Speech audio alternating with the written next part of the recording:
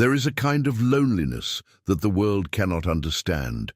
It is not the loneliness of abandonment. It is not the loneliness of those who have been rejected, nor is it the one that is born of the inability to belong.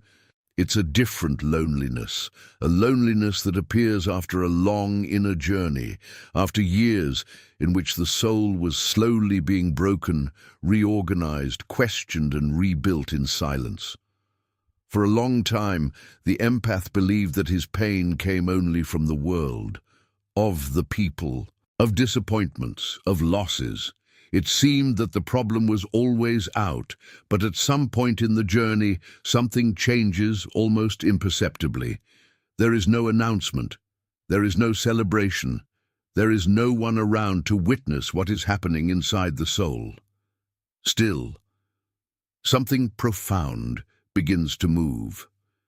Carl Jung believed that all real transformation begins in the most invisible place of the psyche, a place where old identities begin to fade, even before the new identity was born. And it is exactly in this silent territory that the most misunderstood loner of all is born, not the one who flees from the world, but the one who has gone through something inside himself that most people will never have the courage to cross.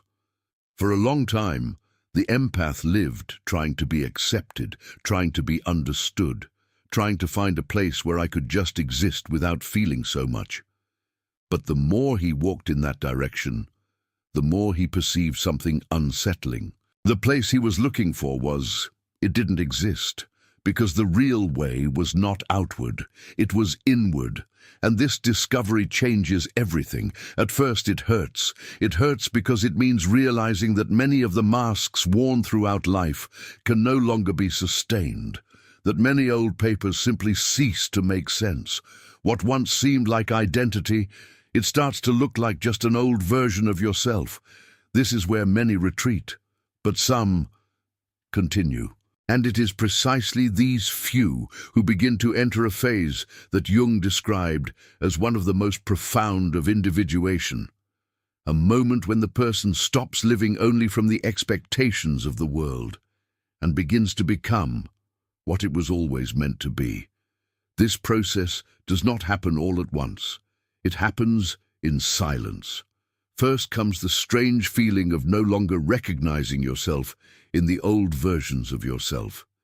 Then comes the natural withdrawal from environments that once seemed normal. Conversations that once made sense are starting to ring hollow. Standards that were once accepted begin to seem impossible to sustain. And then, almost without realizing it, the empath begins to walk alone. Not because he hates people, but because something inside him changed forever. And the most curious thing is that this loneliness does not have the weight that many imagine. On the contrary, it begins to bring an unexpected sense of peace, a quiet peace that no longer depends on external approval. It is as if, for the first time, the soul is returning home. Carl Jung said that there is a point in the inner journey when the individual stops seeking himself, and he finally begins to meet. This meeting is not dramatic. It doesn't come with any major visible revelations. He arrives in a quiet, almost imperceptible way. But when it comes, nothing is ever the same again. Because at that moment, something rare happens. The old identity begins to die, not with violence, not with despair, but with a deep serenity. And in place of this old identity, something new begins to emerge.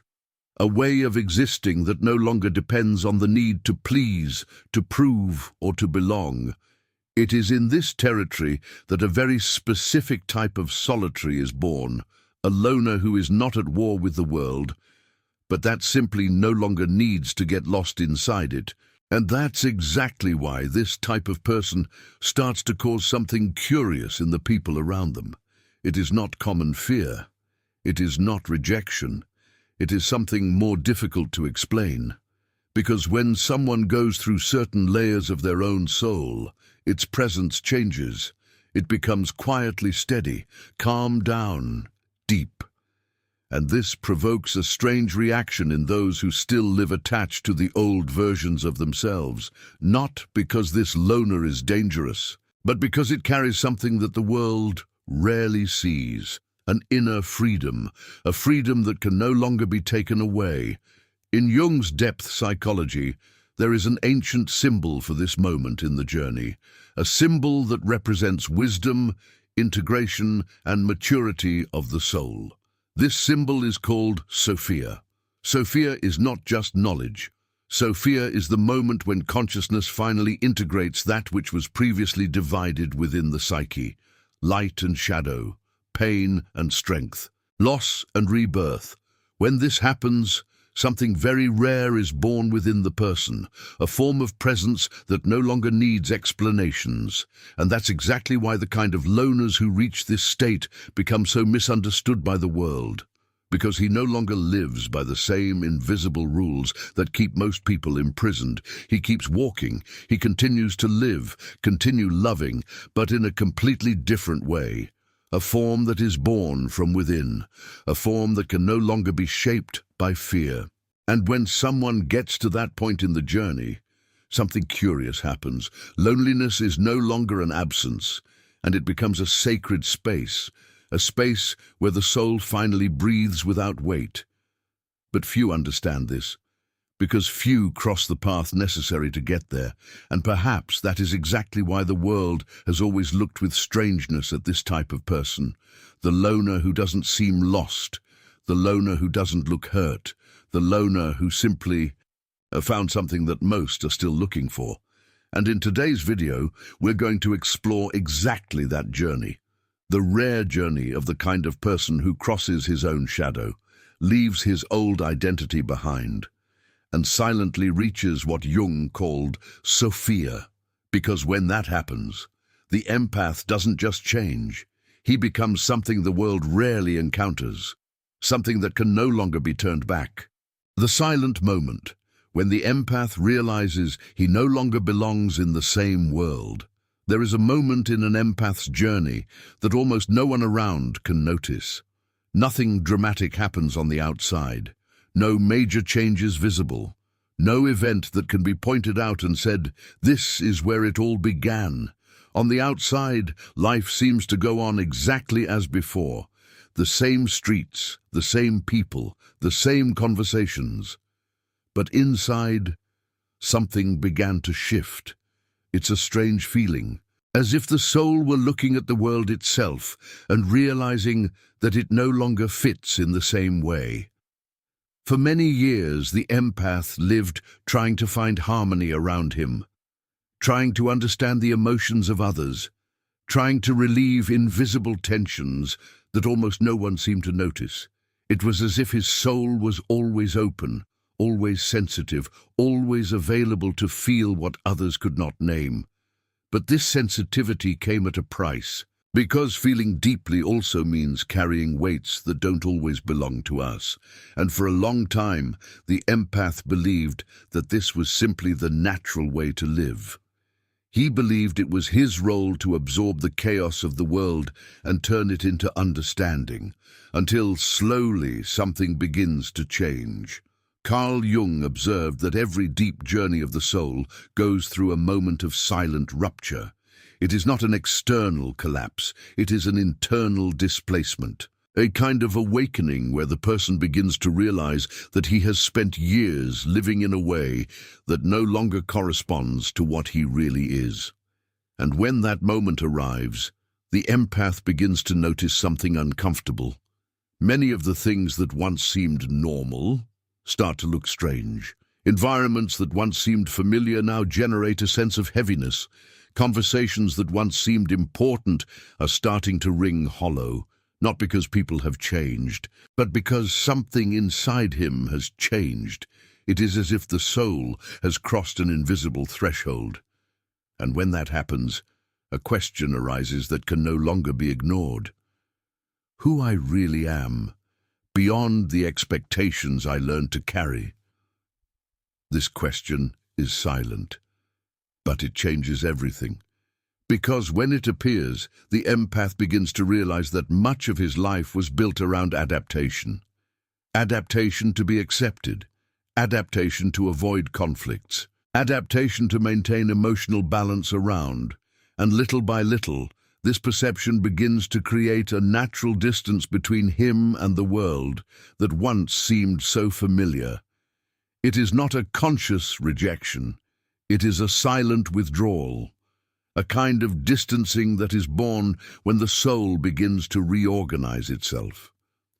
Jung called this process the beginning of individuation, a moment when the person begins to realize that their identity can no longer be defined only by the environment in which they live. From that point on, something inside the empath begins to gather, not as an escape, but as preparation. It is as if the psyche is calling the person into itself, to a territory that few explore, a territory where old masks are beginning to fall and where true identity slowly begins to emerge. This moment is often misunderstood because, from the outside, people may interpret this change as coldness or removal, but the truth is very different. What is happening is not rejection of the world. It is a reunion with one's own soul, and when this reunion begins, the empath realizes something that can be both frightening and liberating. He realizes that he no longer needs to be everything to everyone, that your sensitivity no longer needs to be used as a constant bridge to the emotions of others. For the first time, he begins to direct this sensitivity inward, and it is at this moment that something profoundly transformative begins to happen. The soul begins to become aware of itself. This is the first step towards a rare kind of loneliness, not the loneliness of exclusion, but the loneliness of conscience, a loneliness that is born when someone begins to walk through an inner territory that few are prepared to explore. And while that path may seem silent and lonely, it marks the beginning of something much bigger, the beginning of a transformation that has no return. Because when the soul begins to awaken to itself, she can never go back to sleep. The inner crossing, where the old identity begins to die in silence, after the empath realizes that something inside him has changed, a phase begins that few people can understand, a silent phase, a phase in which the soul begins to cross an unknown territory. There is no map for this place. There is no simple explanation for what is happening. There is only a growing sense that the old way of living can no longer continue. At first, this can lead to confusion, because the identity that the empath has built throughout his life does not disappear all at once. It begins to dissolve slowly, and this process can be deeply uncomfortable. For years, the empath believed that his way of existing was simply who he was, the person who understood everyone, the person who felt everything, the person who maintained harmony around. But now, something inside him begins to question that identity, not with violence, but with an eerie calm. It is as if the soul is silently saying, "That's not the whole truth about who you are." And when this perception begins to grow, the empath enters a phase that Jung described as the symbolic death of identity. It is not a literal death. It's the end of an old version of yourself, the version that was built from external expectations, the version that molded itself to the environment, the version that learned to survive emotionally. During this phase, the person may feel that they are becoming quieter, more introspective, more selective with what allows you to enter your life, not because he lost empathy, but because his consciousness began to change direction. Before, all your emotional energy was directed outward. Now, it begins to return inside, and this inner movement initiates a profound transformation. The person begins to observe himself more clearly. You begin to notice old patterns that previously went unnoticed. He begins to recognize emotional wounds that have been ignored for too long. This is the moment when the shadow begins to approach. In Jung's psychology, the shadow represents everything that has been repressed, denied, or hidden within the psyche.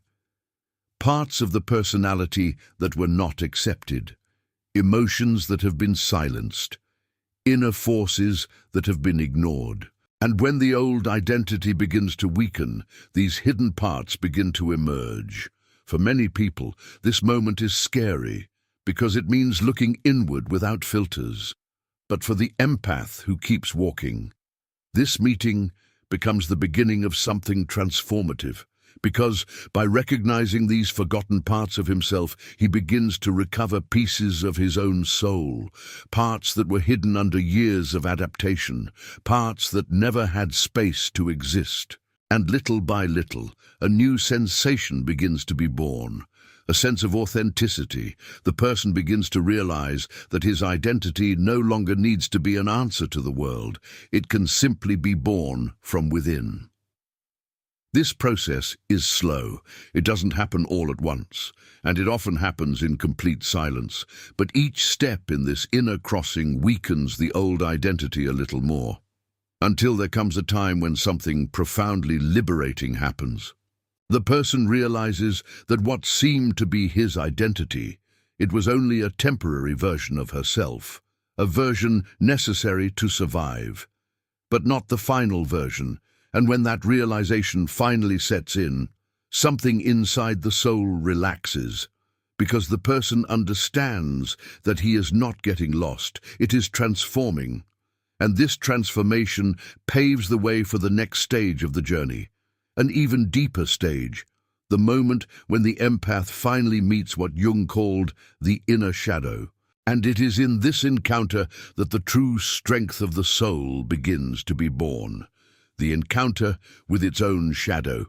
When the soul stops running away from itself, there is a point in the inner journey when the empath realizes that they can no longer continue walking only through the enlightened parts of themselves. For a long time, he believed that his mission was to be light, be understanding, to be sensitive, to be the one who welcomes, who understands, who softens the invisible tensions of the world. And for many years, this identity seemed true, but slowly, something begins to reveal itself. The sensitivity that once seemed like an absolute virtue also hid something deeper, an escape, a silent escape from parts of one's own soul that had never really been confronted. Carl Jung said that the human psyche is not only made of light, it is composed of layers, some conscious, others unconscious. And within these layers, there is a territory that many people spend their entire lives trying to avoid. This territory is called shadow. The shadow is not necessarily something evil. It is simply everything that has been repressed throughout life. Parts of the personality that could not exist, feelings that could not be expressed, inner strengths that have been hidden to maintain social acceptance. For the empath, this shadow is usually especially deep, because from an early age he learned that he needed to be kind, understanding, and emotionally available. He learned that he needed to keep the peace. He learned that he needed to avoid conflict. And little by little, many natural parts of his personality were silenced. Anger, frustration, instinct, self-protection. These parts have not disappeared. They were just pushed into the unconscious. And that's exactly why, when the journey of individuation begins, these hidden parts begin to emerge. At first, this encounter can be uncomfortable. The empath begins to perceive feelings that he previously avoided acknowledging. He begins to perceive limits that he had never set. He begins to realize that his nature is not only made of understanding. There is also strength. There is also instinct. There is also an energy that is not there to please the world, but to protect one's own soul. This moment marks a profound turn, because for the first time, the empath stops running away from himself. He begins to look inward with honesty. You begin to recognize that being a sensitive soul does not mean denying parts of your own humanity. On the contrary, It means integrating all the parts that make up the psyche. Jung believed that true psychological maturity is only born when a person becomes able to integrate his shadow. Do not deny it, do not hide it, but to recognize it as an essential part of one's own totality. And when the empath goes through this phase, something very powerful begins to happen. Their sensitivity is no longer just vulnerability. It becomes consciousness. He begins to perceive emotions more clearly. He begins to understand his own limits. You begin to recognize that your empathy no longer has to mean self-abandonment. This change completely transforms the way he relates to the world. Before, he absorbed. Now he observes. Before, he charged. Now he chooses. This is one of the most important moments of the inner journey, because shadow integration brings something that the empath has rarely experienced before. Balance. Light and shadow are no longer opposites. They begin to work together. And when this happens, a new form of presence is born, a silent but firm presence, a presence that no longer needs to hide. From that point on, the empath is no longer just someone sensitive. He becomes someone conscious. And this awareness prepares the way for something even deeper, a phase in which loneliness is no longer a burden and begins to transform into a space for interior reconstruction. Conscious solitude, the space where the empath begins to rebuild itself. After going through the encounter with his own shadow, something changes profoundly in the way the empath relates to the world. Before, loneliness could seem like an emptiness, an absence, a sense of not belonging. But now, loneliness begins to take on a completely different meaning. It ceases to be a place of loss, and it becomes a space for reconstruction. This change happens naturally. It is not a forced decision. It arises because the soul begins to need silence. Silence to reorganize everything that was discovered. Silence to integrate the parts of the psyche that were previously separate. Silence so that a new identity can be born. Carl Jung said that the process of individuation requires moments of withdrawal from the outside world, not as an escape, but as preparation. Because it is in this silence that the psyche finds space to reorganize itself. For the empath, this period may seem strange at first. He realizes that he no longer feels the same need to be constantly surrounded by people, not because he stopped loving, but because now he values something that was once rare in his life, their own presence. For the first time, being with yourself begins to bring a sense of peace. A quiet peace, no requirements, no masks, without the constant need to adapt emotionally to the environment. This conscious solitude creates a very powerful inner space. It is in this space that the empath begins to rebuild his identity, no longer based on external expectations, but based on authenticity. He begins to discover things about himself that were hidden, forgotten interests, old dreams, aspects of personality that never had space to exist. It is as if the soul is slowly reorganizing itself around a truer center. This center for Jung was called the self. The self represents the totality of the psyche, the integration between consciousness and unconscious. When one begins to approach this inner center, something very curious happens. The need for external validation decreases, not because the world has stopped mattering, but because the person has finally found an inner base, a sense of identity that no longer depends on the approval of others. This process transforms loneliness into something almost sacred. It is no longer a sign of isolation, and it becomes a territory of growth. It is in this space that the empath learns something that can completely change his relationship with himself. He learns to love his own presence, no guilt, without fear, without the constant feeling that he needs to prove something. And this change creates a new form of freedom, a silent freedom, a freedom that is born when the person realizes that his inner peace can no longer be easily disturbed. From that point on, the empath begins to walk through the world in a different way. He continues to be sensitive. It continues to be profound. But now there is something new inside him, a stability, an inner calm, a presence that no longer needs to fight to exist. And it is exactly this new presence that sets the stage for the rarest stage of the journey, the moment when the soul stops just rebuilding itself, and it finally begins to blossom into its most authentic form, the birth of a new presence. When the soul learns to love itself, after going through the silence of inner reconstruction, something deeply subtle begins to happen within the empath. It's not a burst of energy. It's not a dramatic change that the world can notice right away. It's something more delicate, something that is born slowly, like a tranquil flame that begins to ignite in the center of one's own soul. For a long time, the empath believed that love meant directing his energy outward, care, understand, to feel deeply what others were experiencing. And while this ability was a true part of his nature, it also hid a silent imbalance, because almost all of his emotional energy was offered to the world, while very little was directed towards himself. Now, after going through so many layers of one's own psyche, something begins to change.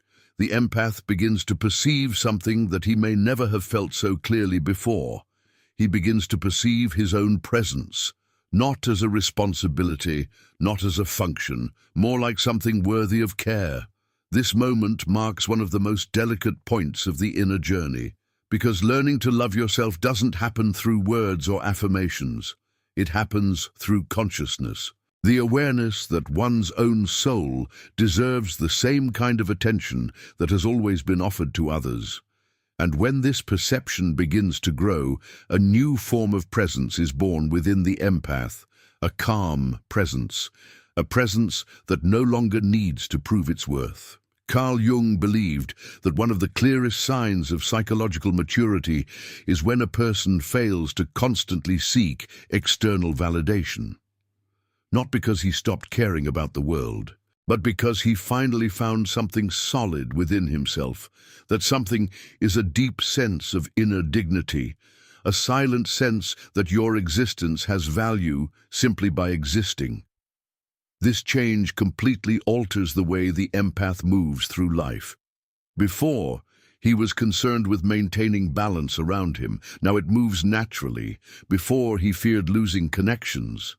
Now he understands that true connections don't require the soul to diminish. And that creates something very powerful, a new presence.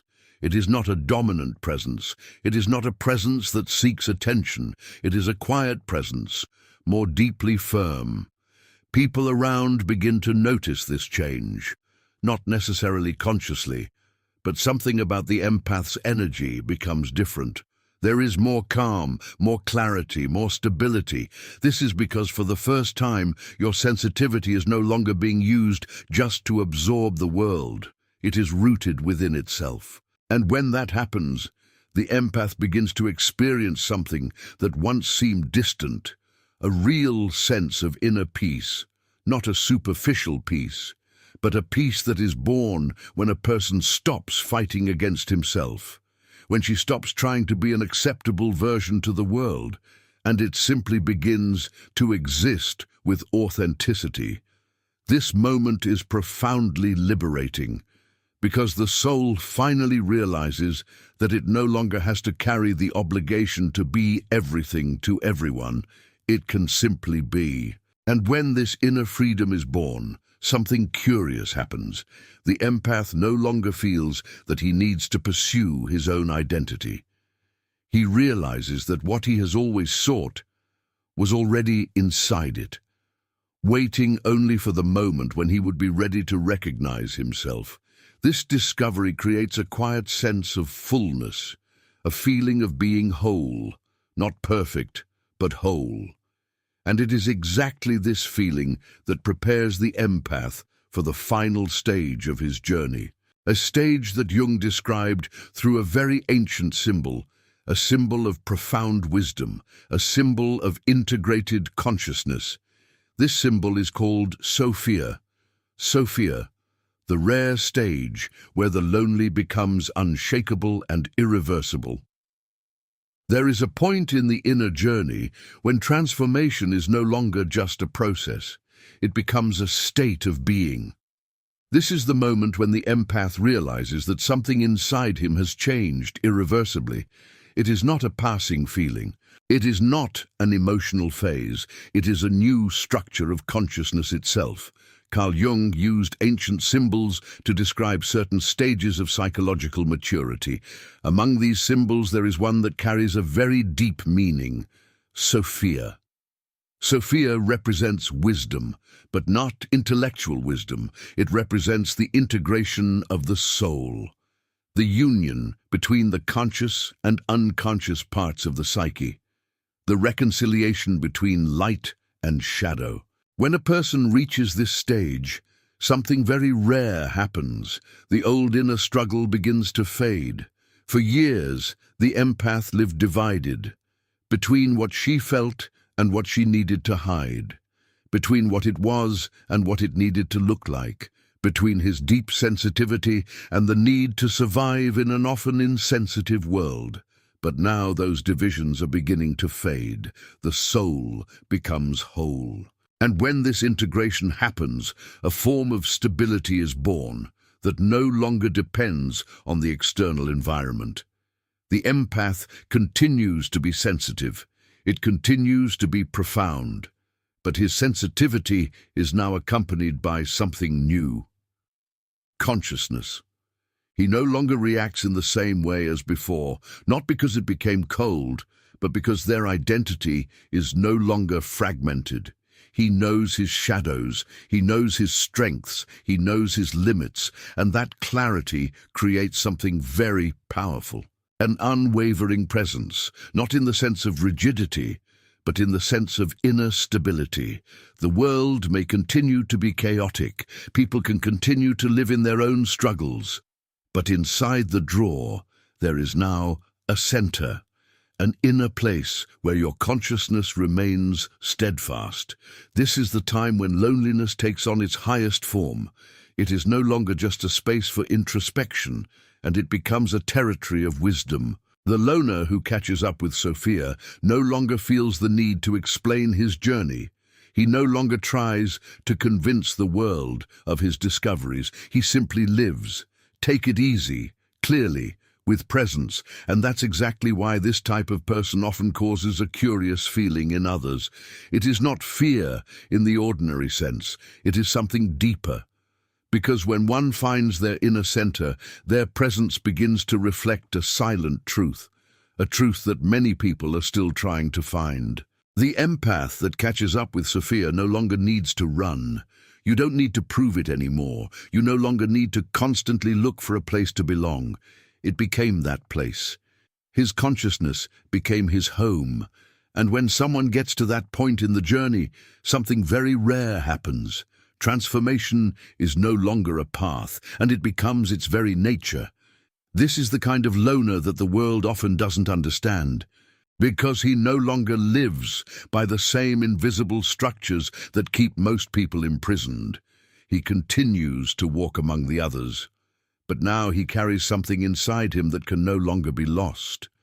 An inner freedom, a quiet clarity, a peace that was born after going through all the layers of one's soul. And when someone gets to that point, there is no turning back, because that which has been awakened within the consciousness, he can never go back to sleep.